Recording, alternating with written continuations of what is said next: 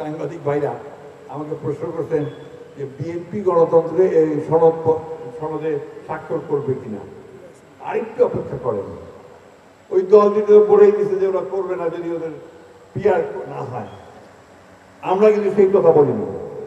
আমরা বলেছি যে আমরা অবশ্যই সনদে স্বাক্ষর করব যদি আমাদের যে কথাগুলো আমরা বলেছি সেগুলোকে যদি লিপিবদ্ধ করা হয় এবং যেগুলোতে আমরা আপনার কনসেন্ট দেয়নি, নোট অফ ডিসেন্ট দিয়েছি, সেগুলো যদি লিপিবদ্ধ করা হয় এবং আমরা গণভোট মেনে নিয়েছি যে নির্বাচন দিনেই গণভোট হবে।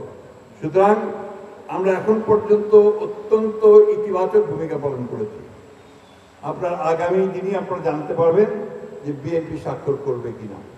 এত অস্থির হয় না, একটু অপেক্ষা করেন, একটু টেনশন থাকা ভালো, তাই না?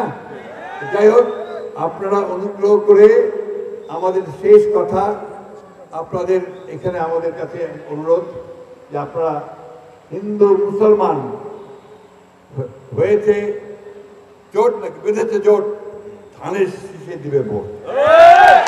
আমাদের হিন্দু ভাইরা এবার বুঝতে পেরেছে তাদের অনেক দিনকার ভুল, ওনারা এবার তৈরি হয়েছেন, ইনশাআল্লাহ তারা ধানের শীষে ভোট দিবে।